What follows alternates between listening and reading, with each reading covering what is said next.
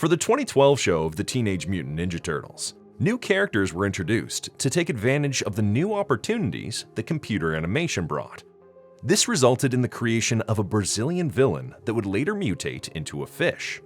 But did his story contribute to a richer, more diverse Tmnt universe? Or did it fall short of meaningful representation? Join me today as I explore the story of Javier Montes, Fishface. Javier Montes grew up in Brazil, where he quickly learned that stealing was the easiest way to get what he wanted. This philosophy guided him into a life of crime, where he became an accomplished and experienced thief. During his long career, Javier partnered with another thief, Vitor Souza. The duo achieved great success until Vitor's ambition got the better of him. In an effort to gain favor with their rivals, Vitor betrayed Javier, tipping off the police and ensuring he was caught red-handed attempting to steal Oroku Saki's briefcase. This act of treachery landed Javier in prison. But Javier's stay in prison was short-lived. Oroku Saki found out about his skills, so he bailed him out and employed him so he could do many of the Foot Clan's dirtier jobs. It was through Javier that the Shredder controlled the South American gangs. When it came to his motivations, we know he felt a particular obligation to the Shredder for giving him a second chance.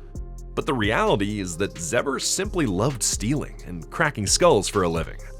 While working for the Shredder, Javier developed a particular hate for Saki's second-in-command, Chris Bradford. One day, when Shredder asked Bradford to wipe out Yoshi and his students, he teamed him up with Javier because he was more familiar with the city's dark underbelly. After failing once, Shredder put Javier in charge of the next mission. His plan was to kidnap the Turtles' favorite chef, Mr. Murakami. To gain some leverage, the Turtles captured Bradford, not knowing that Javier couldn't care less if he lived or not. Nevertheless, their mission ended in another failure. Shredder asked them to track the Turtles once again, with the intention of facing them himself. Unfortunately, their timing wasn't very good. The Turtles were at the top of the Wolf Hotel, where the Krang had activated a bomb about to explode and mutate New York. Donnie deactivated the bomb just in time, and the Turtles were able to corner Bradford and Javier. Anxious to face defeat again, Bradford pierced the ooze container next to him, and as a result, he and Javier were mutated with the DNA of the animals they recently made contact with. In Javier's case, it was a snakehead fish. While Bradford's mutation brought some important new skills to the table, Javier's mutation was almost useless. He couldn't last long outside the water, and didn't have legs to walk or do his capoeira fighting style. Shredder forced Baxter Stockman to develop robotic enhancements to fix this, giving Javier mechanical legs and an apparatus to breathe on land. Initially, the Turtles weren't impressed by Javier's upgrades. Mikey nicknamed him Fishface, as it was slightly better than Robocarp. But they soon realized that Javier was deadlier than ever. His robotic legs were very powerful, and he also had a venomous bite. But all these upgrades couldn't guarantee a win for him, and the fight was over by the time Donnie arrived in the Shellraiser. Despite their constant rivalry, Javier and Bradford hated the Turtles far more, which motivated them to set aside their differences most of the time. However, things took an unexpected turn when Baxter Stockman, seeking revenge, targeted both the Turtles and Shredder's henchmen. This forced Javier and Bradford to temporarily team up with the Turtles to survive Baxter's death traps. During this situation, Fishface and Raphael realized that they were very much alike, driven by violence. And despite their temporary ceasefire, the two remained determined to kill the Turtles the next time they met. Once he felt confident in his new form, Javier went after Vitor Souza, who was now running illegal businesses aboard his cruise ship. The Turtles tracked Fishface to the cruise ship and did what they could to save Vitor's life. But seeing how powerful Javier had become, Vitor decided to try to kill the Turtles, hoping Fishface would spare his life. It didn't matter because, in the end, the ship sank, Vitor escaped, and Fishface survived to fight another day. It was during this time that Tiger Claw became second in command. This alleviated the tension between Bradford and Javier, as Bradford was no longer giving the orders. Outside of his duties for the Foot Clan, Javier indulged in criminal enterprises under the alias Mr. X. One of his most notorious ventures was hosting deadly skate competitions known as Mr. X's Extreme Skate to the Death Deathathon 5000. These dangerous games pitted mutants against Fishface in high-stakes races for survival. Xever recruited Mondo Gecko, who lured Mikey into being captured. However, Mondo soon felt guilty and attempted to rescue Mikey and Casey, only to be caught himself. The three were forced to compete in the deadly race. In the end, and with the help of Mikey and Casey, Mondo won the competition, gaining back their freedom. Despite all these failures, Xever was always able to escape from the Turtles in the end. But that ended after the death of Master Splinter. The Turtles were making their way into Shredder's fortress. When it was their turn to fight against Fishface, Raphael destroyed his robotic enhancement, including the one that allowed him to breathe on land, forcing him into the water to survive. The Turtles eliminated the Shredder for good, or so they thought.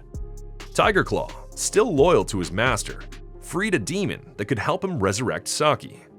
While doing so, Tiger Claw tasked Fishface with helping him resurrect Bradford. This worked out well, and the duo was working together again. But things weren't the same. Xever was growing tired of being an errand boy, fantasizing about migrating to the Caribbean. Seeing the way in which the Super Shredder resurrected was more than enough for Xever to make that decision. He chose to go back to a pleasant life of crime, stealing stuff and romancing the ladies. After helping the Turtles one last time, he retired and was never seen again. From the start of the show, the duo of Bradford and Xever often drew comparisons to the more iconic Bebop and Rocksteady.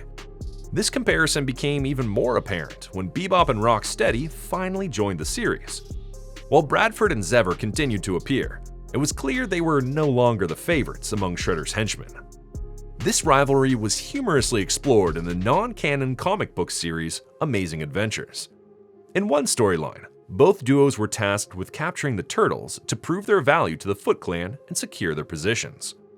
Despite their mutual disdain, the four henchmen inadvertently succeeded in capturing the Turtles. However, their triumph didn't last long. The Turtles cleverly exploited the insecurities of both pairs, turning them against each other to free themselves and defeat the villains. Behind the scenes, Fishface has inspired a fair share of theories and speculation about his creation and design. For example, in 1988, Peter Laird designed a mutant snake character for the toy line he named Scallion. While this is clearly not Fishface, many fans found it amusing that the snake had robotic arms and legs, like Xever. However, this doesn't seem to be the inspiration for Fishface. When Ciro Nieli, the show's creator, started thinking about the possibilities a computer-animated show could bring, he realized that they could take advantage of different textures to use materials that would typically be impractical in 2D animation. Materials like feathers, fur, and scales. Since the character would only need to be designed once, it wouldn't matter if they looked too complex.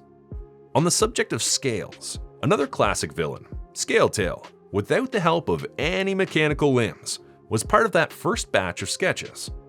In the end, Fur and Scales won, and we got Dog Pound and Fishface. Xever was mutated after his exposure to a snakehead. This fish is known for being able to crawl out of the water and survive outside of it for a while. However, snakeheads are not venomous. In fact, a venomous bite is a very unusual trait for a freshwater fish, and it's very likely a side effect of his mutation. Another intriguing theory is that Xever's design may have been inspired by martial artist and actor Jim Kelly. The show frequently referenced martial arts icons. Chris Bradford was compared to Chuck Norris, Hun was a nod to Bruce Lee, and all three actors appeared in films together. Given this pattern, it's reasonable to speculate that Xever's character design was influenced by Jim Kelly. However, I couldn't find any confirmation of this. As for his choice of weapons, Fishface used a Bali song, which he later upgraded to a Bali sword, a bigger version of the former. These weapons originate from the Philippines and have no direct connection to capoeira, suggesting that Xever likely learned to wield them while surviving on the streets as a thief. And speaking of his Brazilian roots, I think it's time to discuss the elephant in the room. Xever doesn't sound Brazilian. In fact, he has a very thick Spanish accent. If it wasn't for the occasional tartaruga or tolo, you'd think the character was Hispanic. So, what happened? Well, Xever was voiced by actor Christian Lanz. Christian, who was originally from Mexico, moved to the United States as a kid and later became a voice actor. Judging by an interview he gave, I don't think he knew he was auditioning for a Brazilian character. He knew the character was Latino, which was his main drive to get the part. He gave Xever a more nuanced, less stereotypical accent that was a mix of Antonio Banderas, Ricardo Montalban, and his father. This decision explains why Xever sounds distinctly Spanish rather than Brazilian. You could even speculate that it wasn't his fault that they didn't tell him the character wasn't Hispanic. Christian would later voice Capitan Piel in Rise of the Tmnt. Visually, the character immediately stood out among the other mutants. He had an iconic look that made him very recognizable. Fishface didn't need to be fuchsia, but it really made a difference. I don't think it would have been the same had he looked like a real snakehead. His design translated very well into action figures, immediately drawing your attention wherever he was on display. Xever's story was a frustratingly cyclical one. Despite his mutation and the opportunities for growth it could have provided, he ended up back where he started, a life of crime with no regrets. This pattern isn't unique to Xever. Baxter Stockman too found himself back at square one by the end of his arc. However, Baxter's story was driven by trauma, forcing him to face the fact that his unethical choices, not his mutation, made him a monster. Xever, on the other hand, never received this depth of exploration, leaving his motivations and personality shallow and unrelatable. I appreciate the intention of adding characters of different nationalities to the cast, as that usually makes worlds feel larger and more diverse. However, they should have dedicated at least one of his many appearances to exploring his motivations. We know he started life as a thief, but the writers never explored why. Was it poverty? Jealousy? A bad influence? Without understanding his motivations, he became a one-dimensional character who stole simply for the thrill of it. This shallow portrayal undermines any intention of meaningful representation. His Brazilian identity was reduced to surface-level traits. He was South American, a thief, and a former prisoner. There's no depth, redeemable qualities, or growth, just a return to the same life of crime. Even the hints of Xever's larger role in Shredder's operations went unexplored. The show mentioned that Shredder controlled the South American gangs through Xever, but what did that mean exactly? From which countries? What specific role did Xever play? Did his background or linguistic skills give him an edge over other henchmen? These questions were never answered, leaving his connection to his heritage feeling hollow. I cannot help but compare Xever to another Brazilian character in the TMNT mythos, Jaguar. And while his creator was also confused about which language was spoken in Brazil, at least Jaguar had a relatable cause we could understand. Ironically, animation gets dubbed into regional languages in Latin America, so Xever's original accent got lost in translation, and his Latino origins ended up being practically imperceptible. For a show that successfully changed the voice of one of its main characters, phasing out an accent shouldn't have been a big deal. At least, that's my take on it. Having said all that, I'm sure this cultural mix-up wasn't intentional, and the people behind the show meant well. As a matter of fact, for many Latinos, seeing some sort of representation in their favorite cartoon was a big deal. Here's hoping that Xever gets adapted again with a proper backstory, motivations, and the right cultural identity. What are your thoughts on Fishface? Have you ever wondered what his motivations were? Let me know in the comments. Thanks for watching. See you in the sewers.